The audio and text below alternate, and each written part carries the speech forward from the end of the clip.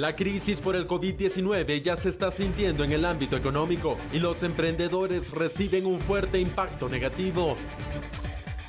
Se viene una Semana Santa como ninguna otra. Además del toque de queda, las playas también estarán cerradas. Los grupos de imitadores continúan amedrentando a la población. Ahora están extorsionando a residencias. El Ministerio de Desarrollo Social y la Cámara de Industria presentaron la iniciativa de apoyo para familias de escasos recursos. Un elemento del Ejército de Guatemala dio positivo a la enfermedad COVID-19. Su estado de salud es estable y está siendo atendido. El organismo judicial registra más de 5,000 casos de personas que han desobedecido el toque de queda.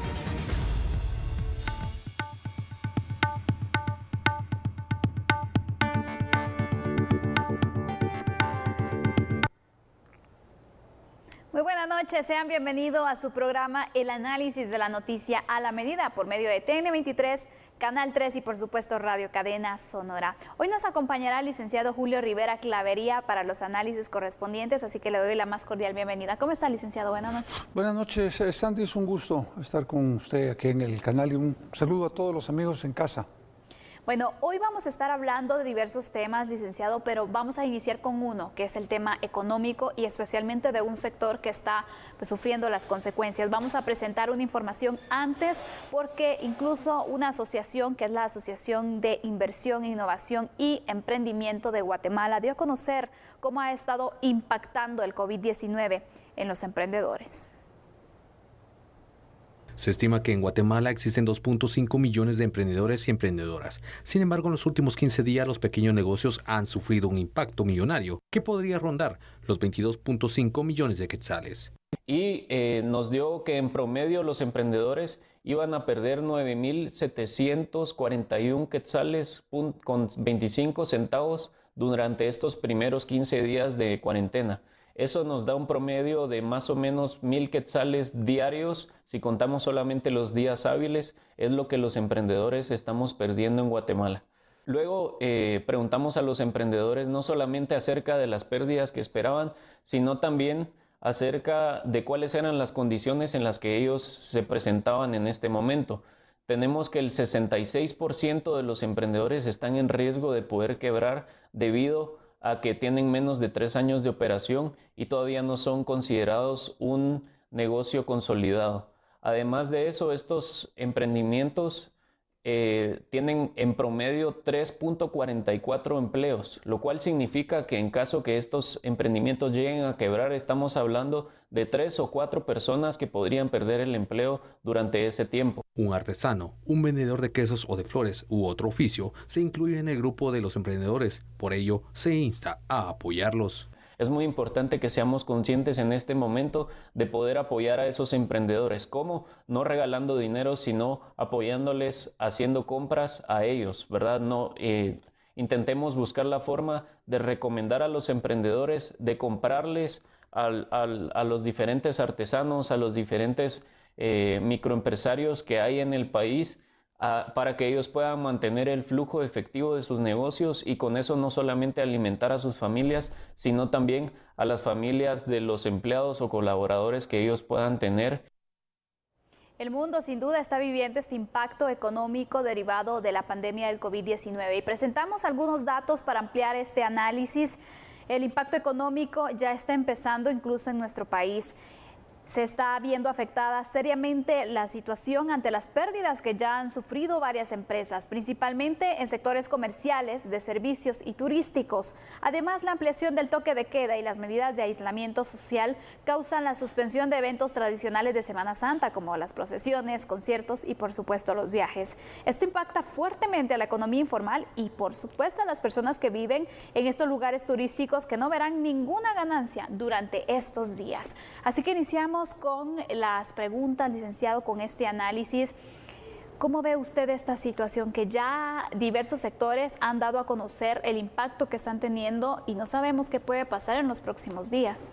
Yo creo que lo que uno tiene que tener absoluta claridad es que efectivamente conforme el tiempo pase y la pandemia se prolongue, el tema económico va a ir haciendo mayor crisis en Guatemala. Y efectivamente estos datos que están proporcionando son correctos. Es decir, yo tengo información de la micro, pequeña y mediana empresa en Guatemala está sufriendo ya los embates del problema económico y amigos personales que tengo que me han comentado que efectivamente sus propias empresas, cuando ellos tienen servicios, hotelería, turismo, etcétera, están con problemas graves que están repercutiendo también en los trabajadores. Y una de las salidas que yo les he venido proponiendo es, miren, pónganse de acuerdo, patronos y trabajadores, primero para que se le dé sostenibilidad a la empresa y no haya necesidad de estar retirando en estos momentos trabajadores, sino que buscar alternativas, tal vez un recorte en el salario, menos horas de trabajo. Es decir, la idea es que los trabajadores permanezcan en la empresa. Desde luego, el apoyo que viene de parte del gobierno central va a ser fundamental. Esos 11,000 millones que son una primera parte que yo creo que así debería de ser, tiene que ir destinado para los micro, pequeña y mediana empresa en servicios, en turismo y en hotelería, y aparte también al trabajador informal y al trabajador que está viviendo en pobreza y pobreza extrema. ¿Cómo se va a medir? Eso lo veremos en el camino. Unos dicen que hay que revisar que efectivamente esté por debajo de la tarifa social, pero yo también le digo, bueno, y aquellos que no tienen luz, o aquellos pobres que no tienen luz, o aquellos pobres que alquilan, es decir, pero eso se puede ir viendo en el camino. Lo importante es entender que todo ese dinero llegue a la gente, pero que llegue con verdadera transparencia, que se maneje sin corrupción, porque 11,000 millones de quetzales, cuando no hay controles, ahí hasta el justo peca. Y yo creo que hay que tener muchísimos controles. Y en ese sentido es un llamado al presidente, porque yo sé que él también está en la misma línea de controlar que ese dinero llegue efectivamente a la gente y no se quede en el bolsillo de funcionarios. Y por último, los famosos PEP. Las personas expuestas políticamente no tienen por qué estar considerados dentro de este paquete. Este paquete tiene que ser para la gente que lo necesita y las empresas que lo necesitan. A ellos debe ir dirigidos. Pero ¿cuánto tiempo puede paliar esta situación económica? Por ejemplo, este préstamo, estos recursos que se buscan en la ampliación presupuestaria. ¿Por cuánto tiempo podrían entonces continuar o salir a flote también de momento? Muy pocos meses. Muy pocos meses, pero creo que si efectivamente se hace un esfuerzo también para poder llegar a acuerdos entre patronos y trabajadores y efectivamente esos créditos son de largo plazo, blandos, con bajos intereses, creo que estas medianas, pequeñas y microempresas podrán sostenerse, porque las grandes empresas, las grandes corporaciones tienen los recursos, cuentan con el dinero suficiente, por lo tanto eso es parte de lo que hay que hacer. Y en este sentido también creo que hay que hacer un llamado a aquellas empresas que prestan los servicios básicos, agua, electricidad e internet, para que difieran esos pagos que hay que hacer en estos momentos y que los difieran para entre 6 y 8 meses y que se diluyan para que efectivamente no se esté complicando la existencia tanto de los trabajadores como de los pequeños, medianos y microempresarios. Y en ese sentido que usted menciona, licenciado, de los servicios básicos, yo sí quiero hacer un llamado muy especial, porque hay personas que sí están generando ingresos, que no han tenido de momento alguna complicación económica porque están trabajando, porque les siguen pagando. Esas personas tienen que estar pagando también sus deudas, es decir, los servicios, apoyar incluso a los emprendedores, porque a veces están preguntando, bueno, va a haber prórroga para pagar tal impuesto, para pagar tal servicio, y si tienen la posibilidad, ellos pueden ayudar a sacar a flote también. Yo creo que este momento es un momento clave. Este es un momento en que los ciudadanos tenemos que actuar con verdadera responsabilidad social. Yo puedo pagar mis impuestos, yo puedo pagar mis servicios, yo puedo comprar los productos que se consumen en Guatemala y que producen los guatemaltecos. Entonces yo tengo que cumplir con eso, y así como yo, hay muchos guatemaltecos que estamos decididos a comprar los productos nacionales, independientemente de las necesidades que uno pueda tener de otros productos. Prioridad 1, el producto nacional. Mire, licenciado, a mí me llama la atención cómo los emprendedores buscan la manera de salir adelante ante esta situación, porque Claro. incluso se han unido. Hay diversos sectores que no están viendo de que si él tiene una empresa que está compitiendo conmigo porque vendemos lo mismo, se están uniendo. Y una muestra muy clara es el sector de la floristería, por ejemplo, los floricultores que incluso han sacado una iniciativa que mañana van a empezar a implementar. Ajá. Y han estado unidos diversos decoradores, floristas, todos los que tienen que ver con este sector para tratar de vender y de seguir produciendo de esta manera. Asimismo, hay otros sectores que se están uniendo para hacer diversas iniciativas, se están uniendo de esta forma para poder generar un poco más y crear esa conciencia, porque dicen, juntos estamos haciendo una fuerza, y yo creo que eso es algo muy importante y es digno de admirar de los emprendedores. Vea, yo respeto muchísimo al trabajador guatemalteco, pero sin los amigos del altiplano, sin los amigos de Oriente, de la costa, que producen todos los alimentos que llegan al mercado para que comamos nosotros, los que no somos capaces de producir la tierra, de verdad merece un gran aplauso de todos los guatemaltecos. Y efectivamente usted tiene razón, ese tiene que ser el camino. Todo el mundo tiene que entender la parte de la responsabilidad que tenemos ante el país y ante el futuro. Y a los especuladores y a los acaparadores, entrarles con todo el peso de la ley y meterlos presos.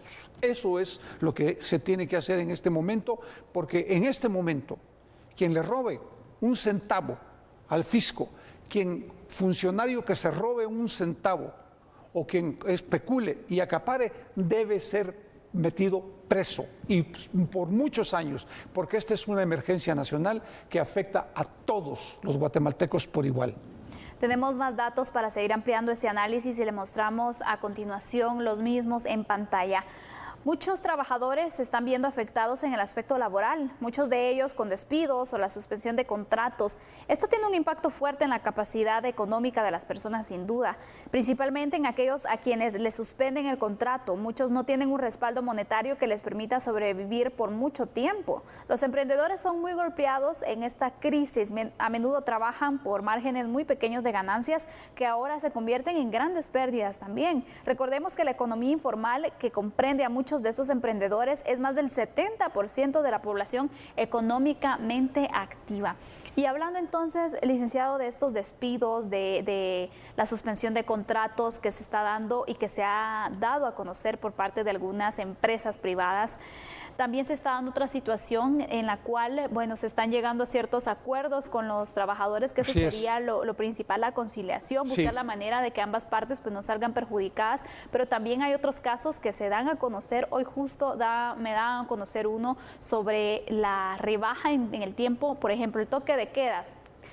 Pierden de trabajo 2-3 horas, esas horas se van a descontar porque no se están produciendo, y hay empresas que sí están generando en este momento. ¿Qué tan justo puede sonar? Usted mismo lo está resolviendo, porque si usted está produciendo y usted forma parte de las empresas que el Ejecutivo dijo que trabajaban el tiempo completo, media vez se cumpla con todas las medidas de seguridad y de prevención al interno, usted tiene que pagar el salario completo, el salario que todos y cada uno de los trabajadores han pactado con el patrono. Sin descuentos en este Sin caso. ningún tipo de descuento. ¿Por qué? Si están trabajando. Si tienen la autorización. Aparte de saqueos en los que efectivamente no se puede, las empresas están cerradas o están trabajando parcialmente. Ahí hay que sentarse a hablar, trabajadores y patronos. Miren, vean, lo que les estoy diciendo es necesario que lo entendamos todos. Si una empresa quiebra, se van a quedar sin trabajo. Si una empresa se logra sostener en esta crisis, llegando a acuerdos patronos y trabajadores, todo el mundo se va a beneficiar, aunque los salarios se rebajen y las horas de trabajo se rebajen. ¿Qué es lo más importante? Tener un trabajo para poder tener la comida en la mesa. Eso es lo que yo planteo. Por lo tanto, yo sí creo que es importantísimo que los patronos y los trabajadores se sienten a buscar una solución, porque al final todos somos interesados. Definitivamente. Así que tiene las conclusiones de este caso, de este primer tema que tenemos para usted. En este momento debemos hacer una pausa, licenciado, pero vamos a regresar con más información, más análisis aquí en A la Medida. Recuerde, usted nos puede sintonizar por medio de TN 23, Canal 3 o por Radio Cadena Sonora. Ya volvemos.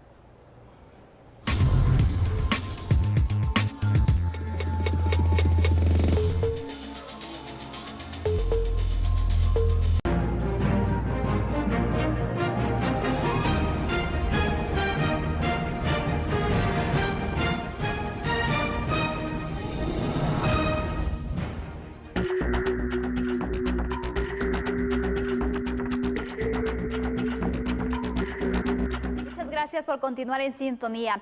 El número de guatemaltecos afectados y contagiados por el COVID-19 se ha elevado. En este momento la cifra es de 47 casos. Durante la supervisión de los avances en el hospital de campaña de Quetzaltenango y durante una entrevista, el mandatario Alejandro Yamatei dio a conocer un caso nuevo de COVID-19 en el país. La cifra de guatemaltecos contagiados con el coronavirus COVID-19 llegó a 47, según lo informó el presidente Alejandro Yamatei. Tenemos que anunciar un caso más, uno, de una mujer, 46 años, madre de 3 hijos, regresó al país el 28 de marzo. El día de ayer era su día 14º de cuarentena. Como parte de los controles se les llegó a hacer el hisopado y ella resultó positiva. Pasaron 14 días en cuarentena sin salir de su casa. Ella resulta positiva, inmediatamente es trasladada al hospital y su resto de familia se queda 14 días más en cuarentena, esperando a ver si no van a salir contaminados. Esas medidas las que hemos tenido a más de 2.800 personas al día de hoy en cuarentenadas y más de 1.200 que ya salieron de la cuarentena. Nos ha permitido tener esta enfermedad contenida. La hemos logrado contener y la hemos contenido gracias a la colaboración de la gente. No nos relajemos. Lo peor no ha pasado. Lo peor está por venir. Y lo peor está por venir. Si nosotros no nos cuidamos, va a ser peor de lo que debería de ser si nos cuidamos. El pico de la enfermedad lo esperamos para finales de abril, principios de mayo, mediados de mayo. Ahí podríamos ser un pico de la enfermedad. Si llegamos a ese pico con pocos casos como hoy, ya la hicimos. Pero será porque nos guardamos, porque nos cuidamos, porque usamos mascarillas, porque nos lavamos las manos, porque usamos gel. Si nosotros estamos pensando en que hagamos una fiesta, como ya me encontré a unos que tuvimos que meter a la cárcel por hacer una fiesta que habían inventado de toque a toque, de 4 de la tarde a 4 de la mañana, ve que alegre, en fiesta. Los tuvimos que agarrar a todos y llevarnos al tambo y pedimos 5,000 pesos de multa a cada uno, porque si tenían para parrandear, tenían que pagar su multa. Si nosotros logramos que eso no suceda y nos cuidamos cuando nos toque el pico alto de la enfermedad, estos hospitales van a tener muy poca gente y entonces habremos tenido éxito. Asimismo, añadió que la señora reside en San Miguel Petapa y tuvo contacto con un familiar que regresó de Estados Unidos. También se refirió a la importancia de respetar las disposiciones dictadas por el gobierno para contener la enfermedad y prevenir nuevos casos. Invitó a la población a quedarse en casa, cumplir con el toque de queda y extremar las medidas sanitarias. Además, adelantó que se prohibirá el ingreso a playas, ríos y lagos. Y en esta Semana Santa usémosla para quedarnos en casa. De una vez les anticipo, se va a dar la orden la semana entrante que todas las playas y lagos de la ciudad van a estar clausurados. Todas las playas de los ríos, de los mares y de las playas durante esta Semana Santa van a ser clausuradas y vigiladas de manera tal que no tengamos aglomeraciones de gente. Todos tenemos que colaborar para acabar con esto y poder salir adelante. Mientras más rápido lo acabemos, más rápido todo va a regresar a la normalidad y esto será un dolor de cabeza que nos quedó a algunos de recuerdo nada más, pero vamos a poder tener un futuro promisorio. Lamentó que en días recientes se esté percibiendo un relajamiento por parte de los guatemaltecos, el cual se ha evidenciado con el incremento de personas en las calles o en lugares que propician aglomeraciones. Y bueno, recordemos que estamos a pocos días de iniciar la Semana Santa y hay diversas prohibiciones que se tienen y va a ser una Semana Santa atípica. Aquí tenemos más información porque por primera vez en la historia de Guatemala, las calles de la ciudad de Guatemala, Antigua, Quetzaltenango no van a tener procesiones. Además, estarán cerradas las playas, lagos y ríos, lo que se suma a las prohibiciones ya existentes en los centros recreativos, los centros comerciales, bares o discotecas. Además, siguen prohibidas las reuniones de más de 10 personas, lo que efectivamente significa que no habrá servicios religiosos presenciales tampoco. En otras palabras, esta será una Semana Santa como ninguna otra en Guatemala. Una Semana Santa de cuarentena, no de recreación o de conmemoraciones religiosas. Así que usted, por favor, tiene que ser responsable, no desafiar estas prohibiciones, no desafiar a las autoridades, porque obviamente también para quienes incumplan, bueno, habrá algún tipo de castigo.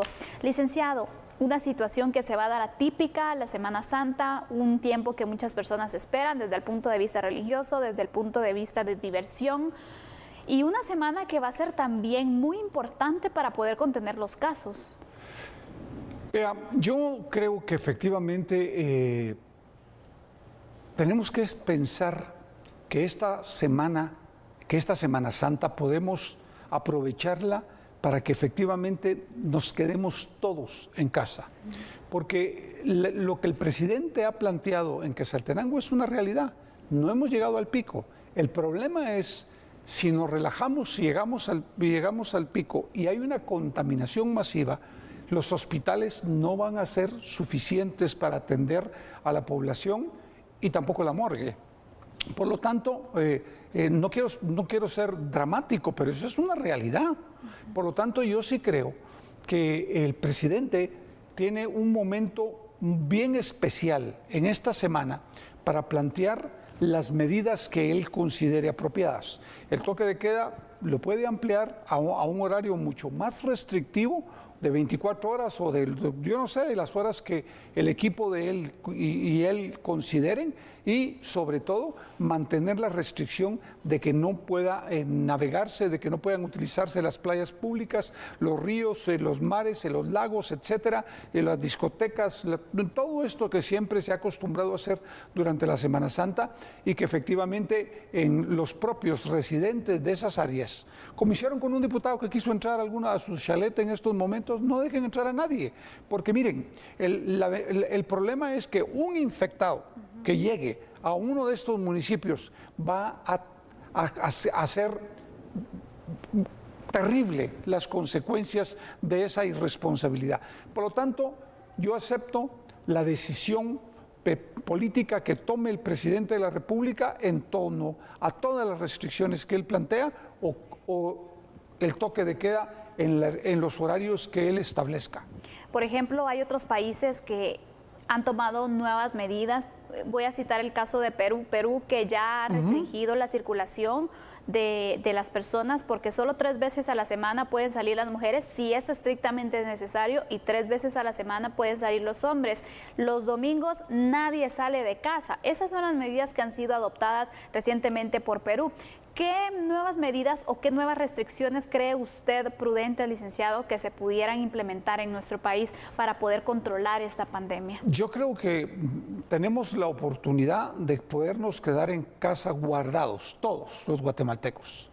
Nadie salir a sus casas de vacaciones, sino quedarse todos en casa, y que el Ejecutivo decida si es una restricción de 24 horas, de 18 horas o de 14 horas. Pero la idea es quedarnos todos en la casa y que efectivamente nos adelanten para poder tener lo necesario para poder estar guardados estos días, porque al final de esto va a depender muchísimo el futuro cercano de que esta pandemia no se expanda en todo el territorio nacional. Y además creo que la oportunidad es tan grande que podría el Ejército y la Policía salir a patrullar a nivel nacional y efectivamente revisar que todo el mundo esté guardado en municipios, en cabeceras departamentales y en la capital, porque al final todos podemos ser afectados si no se toma este tipo de medidas, y entender que necesitamos también salir en algunos momentos a hacer algunas compras, pero bueno, eso ellos tendrán ese plan de contingencia posiblemente ya estudiándolo o ya para ponerlo en práctica, no sé, pero lo importante acá es que todos cumplamos las restricciones porque al final todos vamos a ser beneficiarios en nuestra salud, en nuestras vidas, la de nuestra familia y del resto de los ciudadanos guatemaltecos. Definitivamente. Hay más datos, porque otro punto que se ha tomado en cuenta de esta cuarentena es el punto de vista psicológico. Por ejemplo, más allá del aislamiento social o el de no salir de vacaciones o a viajes, esta Semana Santa, en gran parte también de las personas, la preocupación es la supervivencia. Aquellos que no tendrán ingresos durante las próximas semanas enfrentan un reto enorme para cosas tan simples como obtener comida diaria, claro. Por ejemplo. Muchas personas, especialmente de escasos recursos y aquellos que dependen de sus ventas del día a día, necesitan desde ya ayuda para poder mantener la ingesta calórica que necesitan, y obviamente esto genera algún tipo de efecto psicológico, licenciado, porque ante no puedo hacer nada, porque no puedo salir a vender, no puedo generar ingresos económicos, probablemente mi familia no va a poder mantener el estilo de vida que tenía o llegar a los alimentos básicos. Eso también genera algún tipo de desesperación. A mí lo que más me preocupa es la gente que no puede comer. Claro. Porque si usted no tiene acceso a tener lujos en estos momentos, pues, pero que tenga frijoles, tenga arroz y tenga maíz, ya estuvo. Pero si usted no tiene ni frijoles, ni arroz, ni para las tortillas, no va a poder comer nada. Entonces yo creo que en ese sentido, también creo que el gobierno central tiene que tener ya un plan para esta época, porque de hecho lo estaba planteando el presidente, para poder cubrir a una gran mayoría de la población que lo necesita. Y aquí también hacer un llamado al empresario, al gran empresario de este país y al mediano empresario también de este país, para que en la medida de las posibilidades se pueda colaborar y que nosotros como guatemaltecos financiemos a alguna familia con poco o con lo suficiente para que puedan comer por lo menos un mes, y con eso creo yo que se aliviaría muchísimo en gran parte la carga que tendría que soportar el gobierno y que pueda también dispensarse para la salud, que es tan importante en este momento. Sin duda alguna. Se estima que el domingo inicie la entrega de los alimentos que ya se están preparando en el domo de la zona 13. 200,000 familias es la proyección que tienen, serán beneficiadas con esta entrega de alimentos básicos y que son también necesarios para la nutrición. Y pues obviamente estaremos atentos a qué pasa en el Congreso en esta jornada también, licenciado, ya para ir finalizando. Pero vea, aquí hay algo que sí es bien importante de plantear, y es pedirle al Ejecutivo que efectivamente esos listados para entregar la comida no sean elaborados ni por diputados, ni por gobernadores, ni por alcaldes, ni por los cocodes, porque eso normalmente se politiza, y hoy no es momento para politizar absolutamente nada, mucho menos jugar con la vida y la salud de un pueblo. Gracias, licenciado, por sus apreciaciones. Vamos a continuar con otra noticia.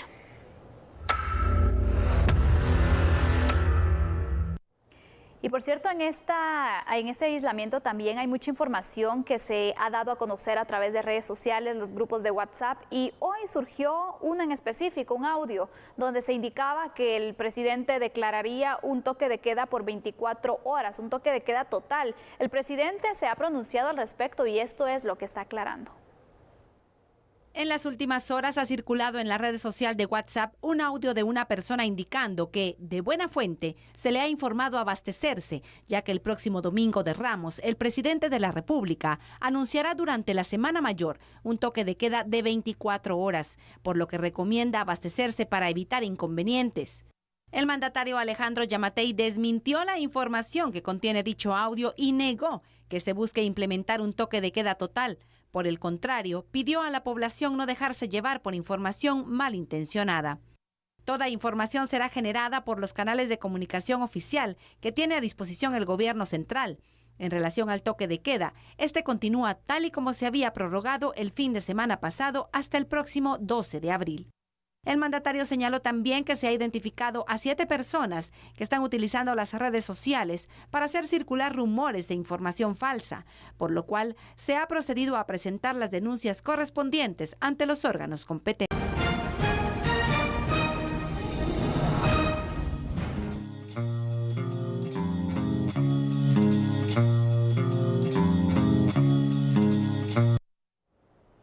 Y bueno, les seguimos informando y hay temas que de verdad son indignantes, como este que le vamos a presentar a continuación, las extorsiones, porque estos delincuentes siguen operando y según la Fiscalía contra las extorsiones, ahora lo están realizando por medio de llamadas a las residencias donde exigen una cantidad para no atentar en contra de las familias.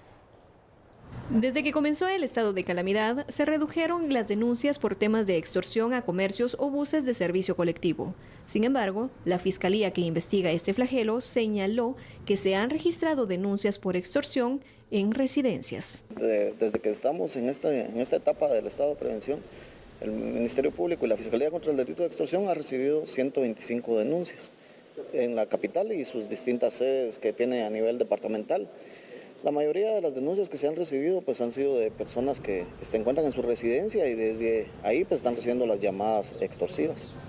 Los lugares donde se han recibido muchas de las llamadas pues han sido aquí en la capital, en distintas zonas, zona 1, zona 2, Misco, Villanueva. También tenemos algunos casos de los departamentos, pero se ha visto que la mayoría de las llamadas pues se generan desde distintos centros carcelarios, ¿verdad? Es lo que nosotros creemos que los que están realizando estas llamadas extorsivas pues son los autodenominados imitadores. Según las investigaciones, la mayoría de las llamadas salen de las cárceles. Ante ello, el fiscal contra la extorsión recomienda denunciar. Inmediatamente recibe una llamada extorsiva, pues acudir a cualquiera de las sedes del Ministerio Público que está atendiendo no con la normalidad que se debe, pero sí con turnos especiales para atención a las víctimas, sino pues llamar a las distintas formas como existe de llamadas al 1574, a las plataformas con las que cuenta el Ministerio Público también a través de internet para ahí hacer la denuncia y posteriormente pues ya personal del fiscal se estará comunicando con la persona para darle seguimiento a lo que se está denunciando. Durante estos días, ¿cuántas denuncias han recibido ustedes diariamente por tema de extorsión? Bueno, el día que más hemos recibido han sido 7 denuncias. Hemos estado entre 2, 3, hasta 7. Es lo más que hemos recibido en un día. Que se ve que hay una baja, ¿verdad? Porque pues, normalmente la Fiscalía pues, recibe de 20 a 25 denuncias diarias.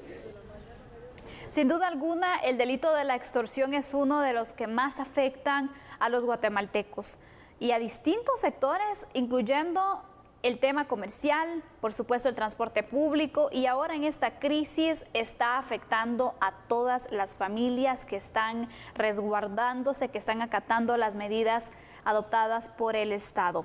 Generalmente las extorsiones se asocian a las maras y a las bandas conocidas como los imitadores, es decir, quienes no pertenecen a una mara, pero se hacen o copian algunos estilos, algunos modismos de estos para poder de esta forma disfrazarse y solicitar el dinero ilícitamente. La extorsión es un fenómeno delictivo que afecta a todos los estratos sociales, desde las tortillerías, tiendas de barrios, hasta medianos y grandes empresarios. Aunque se reporta una baja en el número de denuncias, la extorsión representa en la estadística criminal al menos el 80% de los hechos delictivos, ya sea de manera directa o que esté con algún tipo de relación con ella.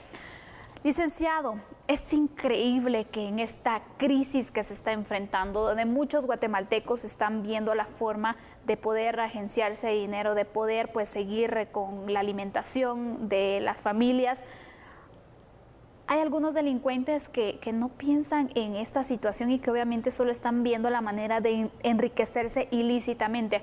¿Qué se puede hacer si se está siendo víctima de una extorsión de este tipo? Vea, lo primero que hay que hacer es ponerse en contacto con las agencias de seguridad de la Policía Nacional Civil y el Ministerio Público. Yo lo que les recomiendo a la gente es que normalmente vaya a Dipanda. Dipanda es una jefatura de la Policía Nacional que será encargada de trabajar e investigar el tema de extorsiones y que la verdad es que tiene gente sumamente experimentada y que hacen un buen trabajo.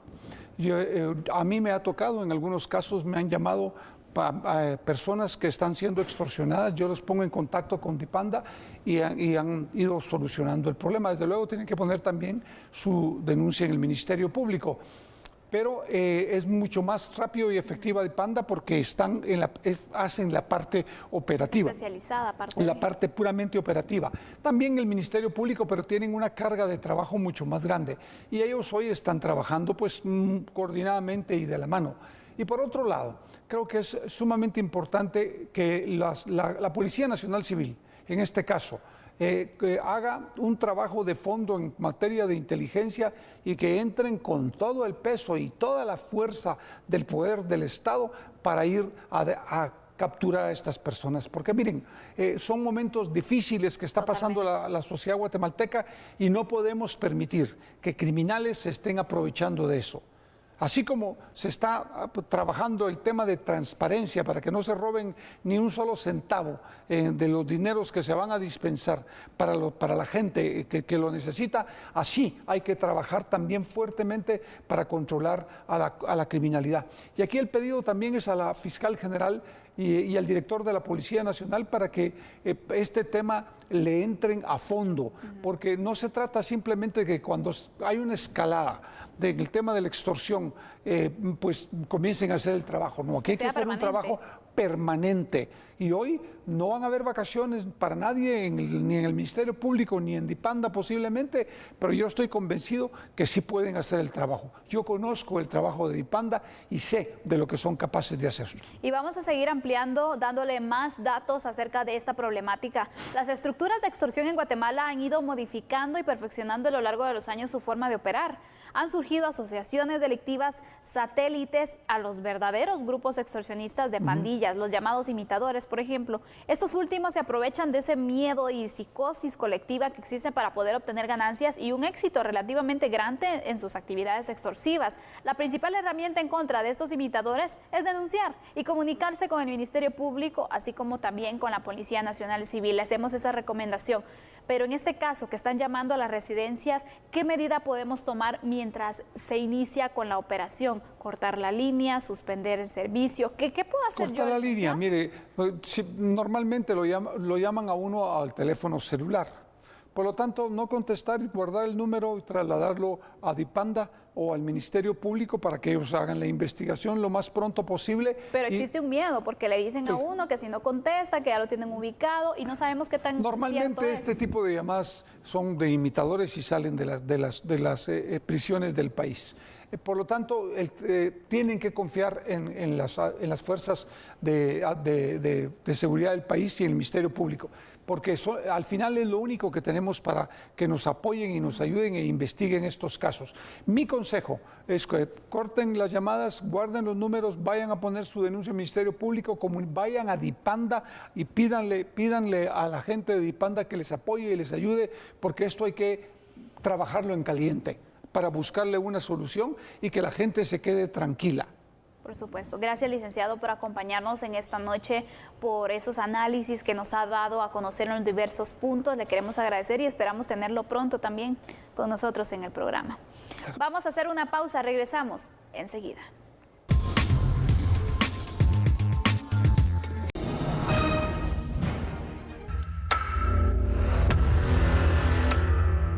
Le damos seguimiento a los casos del coronavirus COVID-19 porque dentro de las personas que han sido contagiadas con este virus se encuentra un elemento del Ejército de Guatemala. Afortunadamente, el estado de salud de este elemento es estable. Un miembro del Ejército pues ya ha dado positivo a la prueba. En el momento que se dio la emergencia, habían varios miembros del Ejército que se encontraban fuera del país llevando a cabo cursos de profesionalización en distintos países. El miembro del Ejército que dio positivo se encontraba en España realizando un curso de ingenieros militares. Cuando inició su retorno acá era asintomático y pasó la prueba. De hecho, por eso fue que se logró regresar. Eso fue la semana pasada. Y al momento de llegar, en el Ejército tenemos un estricto protocolo sanitario porque estamos conscientes de que para poder servir a la población tenemos que estar nosotros bien. Y por eso este estricto protocolo sanitario indica que cualquiera de los miembros del Ejército que regrese del extranjero debe de permanecer en cuarentena en el Servicio de Sanidad Militar. y se les están llevando a cabo pruebas, se están observando y al momento de dar positivo a alguno de ellos, como fue el caso de este miembro del ejército, pues ya pasan al centro médico militar en un lugar que fue acondicionado para esto, bajo la supervisión y el control también del Ministerio de Salud. El hombre contagiado tiene 34 años y su estado de salud es estable. La semana pasada regresó de España a Guatemala y fue puesto en cuarentena, aunque no presentaba síntomas de COVID-19. Hay 11 elementos del ejército que estaban en capacitación o participando en la conferencia de fuerzas fronterizas en el extranjero y se encuentran en sanidad militar resguardados. Ha sido un verdadero honor informarles y acompañarles en el análisis de la noticia. Soy Sandy Monroy, nos encontramos mañana en punto de las 9 de la noche. Que descanse.